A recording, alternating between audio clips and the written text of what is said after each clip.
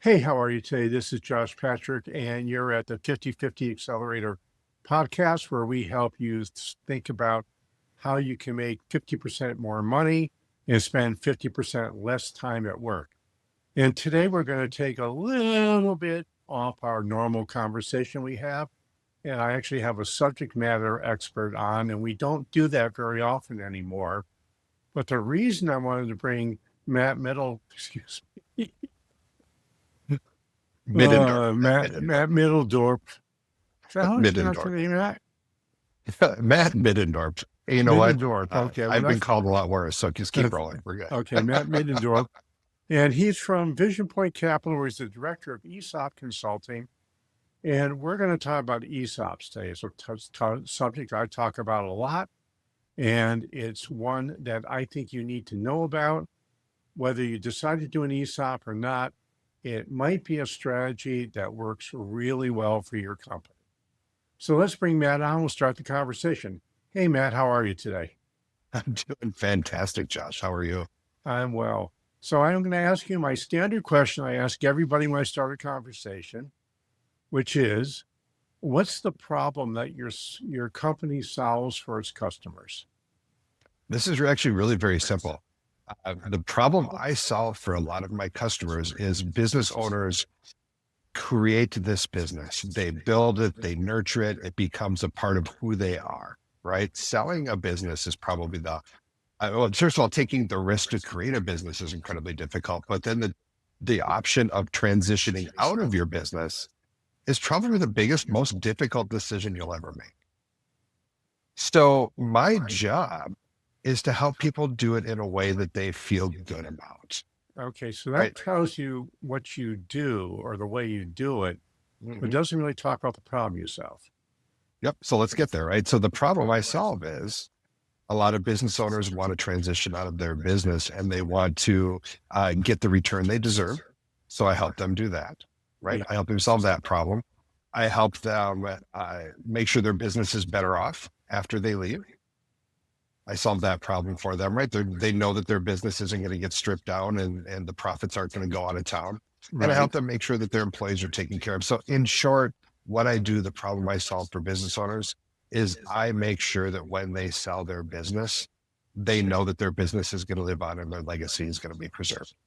So the problem you solve is maintaining legacy while getting great financial returns.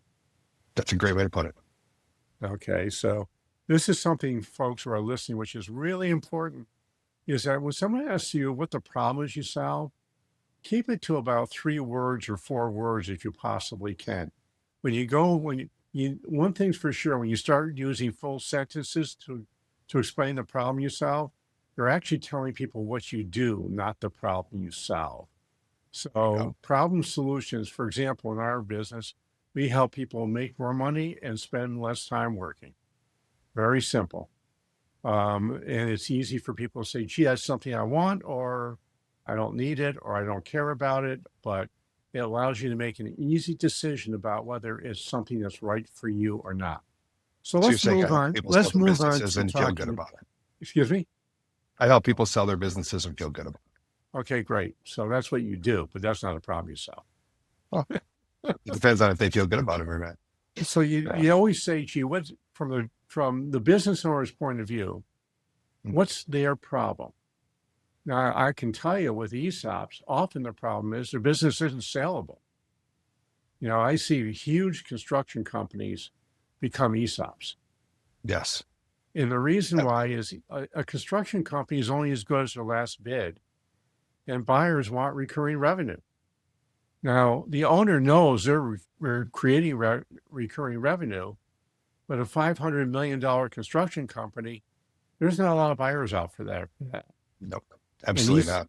and ESOPs become a perfect solution, especially if the company happens to have what I call the culture of ownership. So let's talk about that a little bit, Matt. Perfect.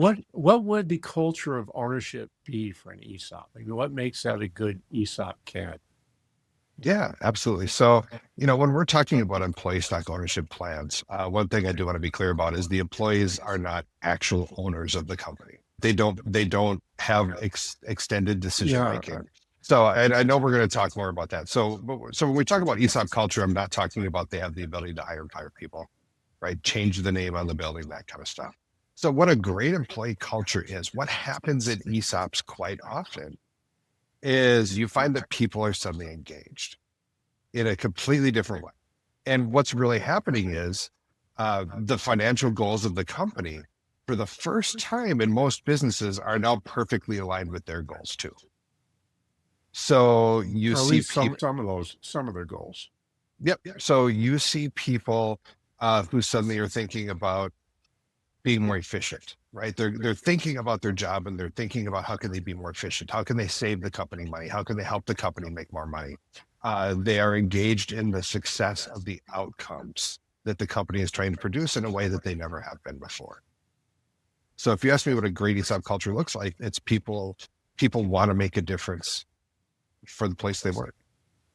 I find that creating an ownership culture often becomes creating a more humane workplace also. Okay. So what do you, I guess, tell me about that, Josh. Why do you say that? Well, I'm not the, agreeing with the you. truth is many people work at companies where the owners are dictatorial. Now, you can have ESOPs where the owner remains dictatorial, and there's a pretty good chance that ESOP is not going to be especially successful because they're not sharing decision making, they're not sharing information, they're doing the least they possibly can under ESOP rules with keeping their employees informed. Now, on the other hand, you have ESOPs that are highly successful. I use King Arthur Flour often as my example of that. They're a very large ESOP based in Vermont. And what they've done is they have created unbelievably open and honest communication in the company. In other words, they share everything except what individuals are making is in salary. Yep. So when people come to work at King Arthur, A, it's a values led company. They know what the values are when they're getting hired, either buy into the values or they don't buy into the values. And they have total transparency into what's going on with the company. And they get a chance to voice their concerns or support or not support for that. And those are the ESOPs I think that are going to be around 20 years from now. Yeah. And you know, good ESOPs like that are hard work, right? But it takes a dedication and a commitment on the part of leadership to continue that process as well as the people that work there. And that's not easy to do, but it is No, well, absolutely the it's goal. actually Yeah. very easy to do. You just have the guts, have to have the guts to do it. You know, I'm also a believer that you can have a culture of ownership and not have an ESOP and get almost all the benefits of having an ESOP if you run an open company. You know, Okay. one of the things I think is actually crucial is to use open book management. And, you know, what open book management is you're sharing all the financial information except individual salary numbers with everybody in the company.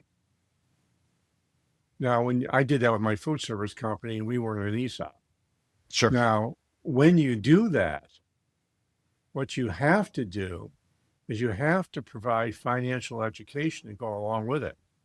Absolutely. Because the people working in your company are not financially literate and they're definitely not business financially literate with rare exceptions. Mm-hmm. So when you talk about a profit and loss statement, I mean, what's the best way to make an analogy to a profit and loss statement for a rank and file team member? Well, and I think it's also important then when you're having that conversation, helping them create that understanding, not just what's in it, but how do they impact it? Where do they Yes. impact? What are specific things in their role that they can do to show improvement in that P&L or in that balance sheet? Absolutely. Yeah. So one of the things I'm just curious about, because this question just occurred to me, how many ESOPs, Matt, besides having the money that goes into the ESOP for stock appreciation for retirement, how many ESOPs have cash profit sharing plans, not to go into a qualified plan, but a cash payout profit sharing plan as part of their ESOP operation? Man, I don't have that data, but I can definitely make some phone calls and get it to you. I know enough people at the National Center for Employee Ownership would be more than happy to share that. I'm sure they have it. But man, off the top of their head, I don't know. If you were to guess, what do you think it might be? So have additional profit sharing beyond the ESOP? Yeah. I can tell you, and I know this isn't what you asked for, I can tell you that ESOP companies are far more likely to have other qualified retirement plans like a 401k. But No, man, not Josh, a, not a retirement plan. yeah, Cash I know. plan. Yeah. I got to be honest. I can't even guess. Yeah. So, What do you got? Here's how you really build alignment in my experience. It's great to have the ESOP trust, which is what it is. An ESOP is a retirement. And when you get right down to it, at the end of the day, that's all it is.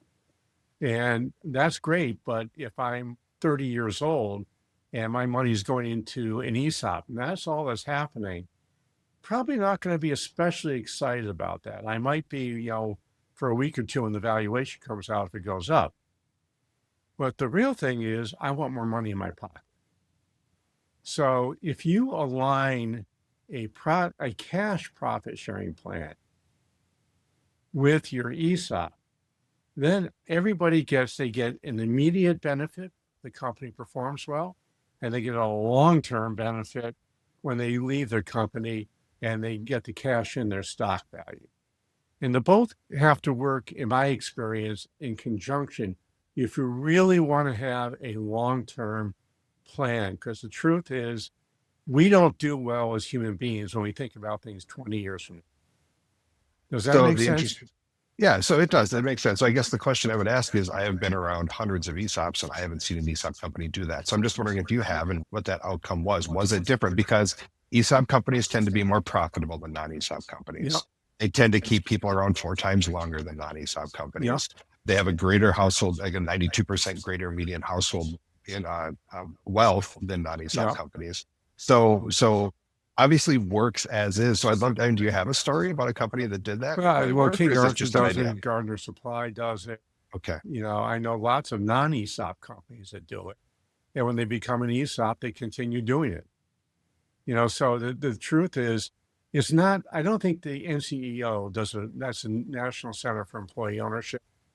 I don't think they do a great job of talking about things you should be doing besides the financial benefits of an ESOP. So that's something I would be really curious. I would love to see some data on, to be honest. So that might be something I might have my team work on is, are those companies more successful? Do they have better retention than a regular ESOP company if you pair that with profit sharing? I would be really curious about that. Well, the real key is, do they have better team member satisfaction? Mm-hmm.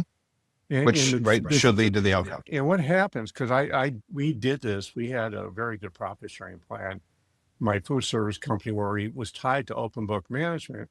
And here's what happens, at least with us, this is what happened. Our really good performers would kick the mediocre performers in the rear end and say, get to work, be more efficient because you're taking money out of my pocket. Now that happens in a respect with an ESOP company, because you're talking about, you're hurting my retirement. So you still have the same sort of conversation, but it's not as immediate. And the other thing is, when you do interdisciplinary teams, what I also think really needs to happen in an ESOP is, what you find is different areas talk to each other and they find ways to make the company better, because there's an immediate benefit, not just a long-term benefit. Yep. And when you marry those two things together, you likely get a better result. At least that's been my experience. Yeah. And I guess I haven't experienced that, so I would love to see some data on it. And you talk about culture and people really only being fired up about their ESOP for a couple of weeks when the share price comes out every year. I think good ESOPs transcend that, right? They're consistently communicating around it. Well, they're building an employee culture shift that just isn't about ESOP. It's about the holistic vision of what that company is, right, and how they engage in it. And ESOP is a big, big part of that, right? So it's not just about the bottom line, but it's about being in a place that they actually want to work and they want to contribute to the success of too. And that's, again, that takes work. You create that. It doesn't just happen. Yeah, it takes work. And where the work is doing the stuff in a consistent manner. For example, great ESOP companies will be values led. And that doesn't mean putting your values on the board and just looking at them every once in a while. It means using them in day-to-day conversations about how you should be behaving when you're working at a company. And it might even be how you want your customers to behave with you while they're doing business with your company. For example, one of my values is rights and respects. And I'm going to treat you with respect. Expect you to treat me with respect. If we don't, we're going to be separating. Mm-hmm. And I've had customers that were unrespectful or disrespectful of staff. They became ex-customers. And when Makes you sense. do that, you start building team member loyalty way further than you ever could believe, because you're now putting your team members as being on the same plane, if not even higher in importance with the people you do business with. And again, ESOPs tend to do this because it's the nature of the beast, is that if you're going to be rewarding your employees on a high level, you're likely going to think about them differently. Does that make sense to you? No, that makes absolute sense. And that's absolutely true. No, we see that all the time. One of my favorite things is I met with one of my clients who became an ESOP last year. And I met with them a couple of months ago and just said, no, so tell me what's changed in your business since you became an ESOP. And she told me the story. She said, it was funny because we get calls all the time from people wanting to sell us stuff, right? Potential vendors, potential new sources of goods. And she's like, you know what my employees do now? They pick up the phone and when somebody says, hey, can I talk to the owner? They say, you're speaking to him. And she said that with the biggest smile on her face, because that was something that she really wanted to be part of that process, was for them to be able to say, hey, listen, I'm empowered. And if you want to have this conversation, let's start with me. And then we can go from there. Now, one of the things I think, I mean, we talked about this a little bit last time when we did our pre-interview, is that I think ESOPs all should become benefit corporations. I think there's a technical reason for it, but I also think there's a people reason for it. You know, a benefit corporation, instead of just having to maximize profits, which is what a standard corporate charter is, a benefit corporation is called a triple bottom line company, whereas people, planet's profit. You take care of your people. In fact, you take care of all your stakeholders. You take care of the planet, and you make sure you take care of profits so you can stay in business. Now, one of the risks with ESOPs, which you know, and if you're successful, you're going to find out, is you're going to get offers to buy your business that you may not want to consider from private equity. And if you're just a standard ESOP and you're not a B Corp, your trustees have to consider those offers and see if they're in the best interest of in the financial best interest, not other best interest of the shareholders in the ESOP. Now, when you're a benefit corporation, that goes out the window because that's only one thing you're considering. You know, for example, let's say I'm an ESOP, I'm based in Burlington, Vermont, and I'm in the mail order business. Burlington, Vermont probably is not the best place to be in the mail order business. No. And if private equity comes in and they buy your business, they're likely going to close down that operation and move it to a better place. But what if the owner, as part of their legacy, wanted to keep all those jobs in Burlington, Vermont? By becoming an ESOP, they could do that, and becoming a B corporation, they could tell the suitors to go away. That would likely move the business. Keep the profits in town. Yeah. Right. Well, and that's important because a lot of the places that are considering ESOP are the kinds of places they put their name on the high school football scoreboard, right? Yes. They're very involved in the community. They're known not just as entrepreneurs, but philanthropists too in their community. And they want to make sure that not just the jobs stay there, but that the money stays in town too, that the profits continue to help grow the people that they live and work with every day. Absolutely. One of the great examples of that is Jack Stack's company, Springfield Manufacturing. Sure. And, where they were located, there was nothing else going on. And if they didn't make that company work, the city was going to be seriously affected. And they were spun off into an ESOP, and they did make it work. And as a result, they've spun off tons of companies since then, and they're all ESOP owned. Well, heck, I'm in Wisconsin, and Wisconsin's not a whole lot different than a lot of the country. There's a lot of small towns, and by small, 10, 15,000 people or smaller, right? And they've got one or two major employers in town, and that's it. If they leave, they're not coming back. Yeah. So if your community is important to you, then yeah, you definitely want to do what you can to keep your business there. And that's a huge motivation for a lot of people. Yeah, it is. I mean, I think that, we don't, and on top of that, one of the things I really like about ESOPs, which is for the owner, and again, this is non-financial, Yep. is that one of the challenges owners have when they sell their company, especially to a third party, is they will likely experience serious seller's remorse because they lose their community overnight. Man, if I had $1 for every time I talked to a business owner who sold their business to private equity and then watched what happened to it. And then 3 years later, we're coming back and saying, you know what, I'm going to start a related business. My best employees have already quit there. So they want to come work with me now. And this time I want to start an employee owned because I don't like what they did. It just happened with a potato chip company in Vermont. Mhm. And again, their potato chips went back.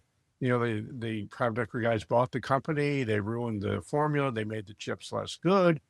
And the old owner said, well, this really stinks. So I'll start a new brand with my old formula. And guess what? It's being replaced all over the place because the private equity people, as usual, ruined the company. Mhm. Well, I mean, like I said, I have that conversation at least once a week with somebody. Yeah. And So the thing about this I like is that the owner likely will be involved for many, many years after they sell the company. They'll have cashed out. They'll be able to guide the next generation of managers. And if they're smart, they'll have the next generation of managers be training the generation after that. well, it's one of the beautiful parts about ESOP, right? Is it's the only business transition process where you stay in control of what happens before, during, and after the transition. Yes. Yep. Well, there are other ways of doing that. I mean, essentially, Yeah. all well done internal transactions, you stay in control for quite a while. But ESOPs are especially great because it allows you to become the mentor of not only the next generation, but the generation after that. And if you're a good mentor and you're wise and kind and ask questions and are not obnoxious like I used to be, Used to be? No, I'm just kidding. excuse me. Used to be? No, I'm just kidding. Some would say, so many would say still are actually. It's really a wonderful way to transition. So we didn't talk about any of the financial stuff, and No. the financial stuff is great. You're going to make a ton of dough. It's pre-tax. You don't pay taxes on the sale of your business if you do it right. You can run your business tax-free if you do it right. You need more than 25. All that kind of stuff is all true. But it's the non-financial side, I think, is underplayed in ESOPs. And Matt, I'm sorry I talked too much today, but this is a passion thing of mine. Well, you know what? You talked a lot, but you made a lot of great points. And there was nothing in there that I was going to argue, Josh. Nothing at all. And the truth of it is when I'm doing a feasibility study for a potential ESOP client and we go through, you want to know what I start with? I start with the impact on their employees. Yes. I show them the balances that their employees are going to have Yeah. before I get to their return, before I get to the company's benefit. And why? Because a lot of ESOP sellers really want to see that first, because that's what's really making them feel good. They know they're going to get a fair return. They know their company's going to be better off. They're going to see that in a minute, but they want to see that their employee 10 years from now will have $1 million. Yeah. So And Matt, that is huge. unfortunately, we're out of time. And if you're going to do an ESOP, or even thinking about an ESOP, or wanting to learn more about ESOPs, I think you should probably have a conversation with Matt. So how would they do that, Matt? So there's a couple of different ways they can do that. The easiest way to do it is you can find me, of course, on LinkedIn at Matt Mittendorf. And I assume we'll have some of the stuff in the show notes here too. You can also email me at matt.mittendorf@visionpointcapital.com, and I will be glad to have a conversation with you. It's all about education. It's all about talking it through. Yeah, I have two things I'd like you to do. One is please go to where you're listening to this podcast, give us an honest rating review. If you love us, give us 5 stars. If you hate me, give me 1 star, and I'll only cry a little bit. and I might even get over it in the next 4 or 5 or 6 years, but do what you need to do, but give us an honest rating and review.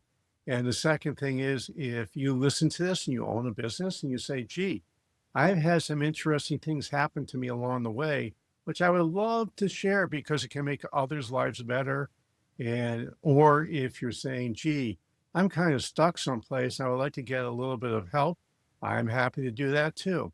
All you have to do is go to jpatrick at stage2solution.com. That's number 2 and singular solution, jpatrick at stage2solution.com. Drop me an email, say, hey, I'd love to be on your podcast. I'll send you a link. We'll talk for a little bit like Matt and I did beforehand, and we'll figure out whether being on this podcast is good for you. So this is Josh Patrick. We're with Matt Mittendorf. We're at the 50/50 Accelerator podcast. Thanks a lot for stopping by. I hope to see you back here really soon.